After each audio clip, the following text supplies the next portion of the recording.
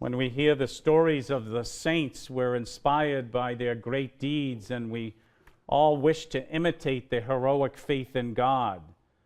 The task of the church, of course, is to produce saints, to encourage each of its members to become inflamed with the love for Christ and to live lives wholly dedicated to God. It is the beatitudes which we heard in today's gospel that really give us a clear guide as how to attain heaven and to join that company of saints. The beatitudes are like a manifesto for what it is to be a Christian. Jesus does not present them as commandments or instructions or rules, but rather congratulates those who live in this way. When we hear the beatitudes, we're drawn naturally to them. We find that we want to live like this. We want to be peacemakers, to be merciful, to hunger and thirst for what is right. As we approached this day of All Saints, our children in our 4th grade at South Boston Catholic Academy were working on a class project, and each of them chose a saint to research. And so I asked them to come along to our Mass today to celebrate All Saints with us, and they all agreed to dress up in their saint that they chose to research.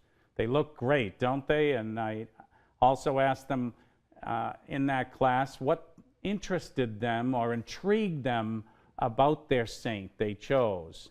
Now, I can't read all of them. There's about 30 children here today, but I picked a few that we could read. Reese chose Saint Mother Teresa, and she wrote that her name was originally Agnes from Albania, and she became a nun to help the poor, and especially the poor in India. Clara chose Saint Rose of Lima, and she learned that Saint Rose brought the sick into her house and cared for them. Clara said she picked Saint Rose because she asked her mom what saint she would research, and she told her. Mom said, Saint Rose. I wonder, is your mother's name Rose, maybe, Clara? But Kyle chose Saint Martin of Tours, the patron saint of soldiers.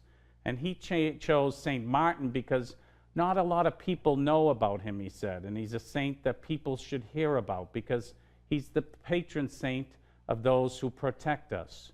Kyle said that kids my age can learn from Saint Martin by praying for our soldiers. Riley chose Saint Bridget because she was the patron saint of our parish of Saint Bridget's and our school. And Riley believes that she's a good role model for kids her age because she's kind, she's caring, and she's helpful. Jackson chose Saint Francis of Assisi, and his research found that one time he even calmed down a wolf in the city and stopped him from eating everyone. Kids my age, Jackson said, could learn to respect animals in their environments. That's a good point, Jackson. And Luke chose St. Luke after his own patron. And his research showed that St. Luke emphasized Christ's compassion for sinners and for those who suffer. He chose this saint because he is the patron saint of the things that he likes to do.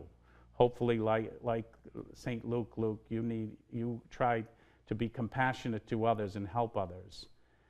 And Connor chose St. Anthony, who was born in Portugal and became a priest, he said. And Connor thinks that kids could realize from St. Anthony how to follow God.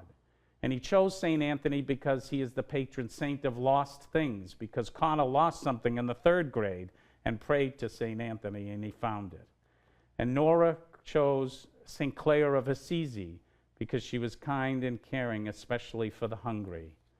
Those were great choices for all of you. I know that many of you worked hard on these, learning about the saints and what the saints are for us. They were great, and we're proud of you for researching these saints. And as you learn, many of the saints turned away from sinful ways and became more and more like Christ.